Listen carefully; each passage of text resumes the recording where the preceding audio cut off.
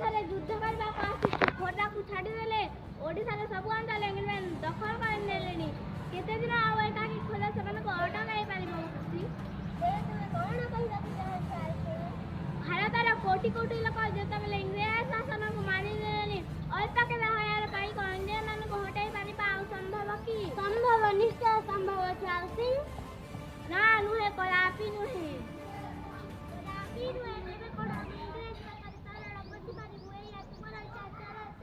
ନା ନା, ତା ହୋଇ ନପାରେ। ସୂର୍ଯ୍ୟ ପଶ୍ଚିମ ଦିଗରେ ଉଦୟ ହେଲେ ମଧ୍ୟ ତାହା ହେବ ନାହିଁ। ଜାତିର ସମ୍ମାନ ରକ୍ଷା ପାଇଁ କେତେ ପାଇକଙ୍କର ମସ୍ତକ ଯୁଦ୍ଧପୁର କରିବେ।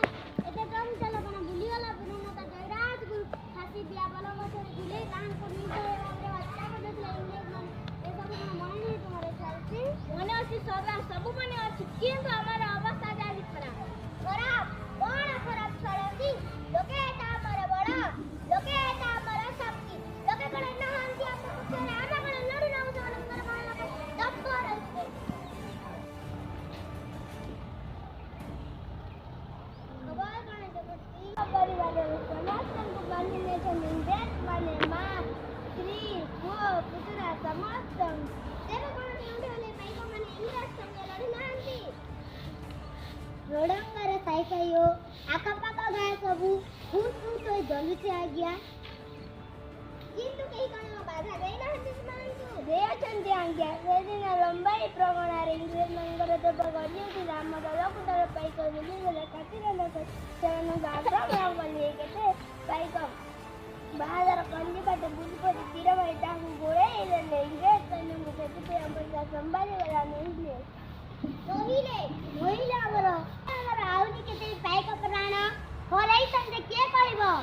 ବନ୍ଧୁକ ନାହିଁ, କମାଣ ନାହିଁ, ବୁଲିଗଲା ବାରୁଦ ନାହିଁ। ସମସ୍ତେ ମୁଁ ଏ କହୁଥିଲେ ସ୍ୱଜନୀ ଦେଖୁଛ, ଏବେ ସତ କି ନୁହେଁ? ନା ଉପାୟ ନାହିଁ? ଆଉ ଅଛି, ଉପାୟ ଅଛି। ଖାଲି ଉପାୟ ଥିଲେ କଣ ହେବ? ବକ୍ସି ଅସ୍ତ୍ର ବାହିନୀ ଅଛି, ଅସ୍ତ୍ର ଅଛି। କେଉଁଠି ଅଛି? କେଉଁଠି ଅଛି? ସେ କି ଅସ୍ତ୍ର? ମୋ ପାଖରେ ଅଛି, ପ୍ରତ୍ୟେକଙ୍କ ପାଖରେ ଅଛି। ସେ ଅସ୍ତ୍ର ହେଉଛି ଇଂରେଜମାନଙ୍କ ଅସହଯୋଗ। ସେ ପୁଣି କଣ? ଅସହଯୋଗ। ଇଂରେଜ ପାଖରେ ଜଣେଇଲେ କାହାରି ସହିତ ଆମେ କୌଣସି ସମ୍ପର୍କ ରଖିବା ନାହିଁ। ଇଂରେଜମାନେ ଆମଠାରୁ କର ଆଦାୟ କରି ସେହି ସମୟରେ ଆମ ବିରୋଧରେ ଲଢ଼େଇ କରୁଛନ୍ତି। ତାଙ୍କର ଖାଦ୍ୟ ଭଣ୍ଡାର ଆଦିଠାରୁ କାହାକୁ ଗୋଟିଏ ସୁଦ୍ଧା କଉଡ଼ି ଦେବା ନାହିଁ। ଆମ ଏ ବିଶ୍ୱାସ ଜଙ୍ଗଲ ରଙ୍ଗଲ ମାରିବା ନାହିଁ। ପଡ଼ୁ ବର୍ଷ କାଳ ସମସ୍ତ ଜମି ପଡ଼ିଆ ପଡ଼ୁ। ଲୋକେ ଗ୍ରାମରେ ଥିବାରୁ ସିନା ଇଂରେଜମାନେ ତାଙ୍କ ଉପରେ ଅତ୍ୟାଚାର କରୁଛନ୍ତି। ପରିବାର ଘେନି ସମସ୍ତେ ଚାଲ ଜଙ୍ଗଲକୁ ଚାଲିବା। ଏଣିକି ଦେଖିବା ଇଂରେଜ ପକ୍ଷରେ ଯେପରି ମୁଠାଏ ଉନ୍ନତି ଯୋଗାଇ ପାଣି କେଉଁଠାରେ ନବା।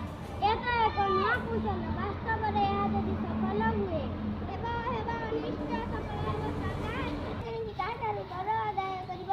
କରୁ। କାହାର ଫସଲ ନେବ? ନେଉ। ଦେଖ, ବିଚାର କରି ଦେଖ। ବିଚାର ଆଉ କଣ ବକ୍ସି? ଏହାଇ ତ ଶେଷ ନିଷ୍ପତ୍ତି। ବେଶ, ତାହେଲେ ଆଜିଠାରୁ ଏହି ମହାଯୁଦ୍ଧ ଆରମ୍ଭ ହେଉ। ଆମେ ଏହି ପନ୍ଥାରେ ଦୃଢ଼ ରହିଲେ ଦିନେ ଇଂରେଜମାନେ ଭାରତ ଛାଡ଼ି ଚାଲିବାକୁ ବାଧ୍ୟ ହେବେ। ଭାରତ ମାତା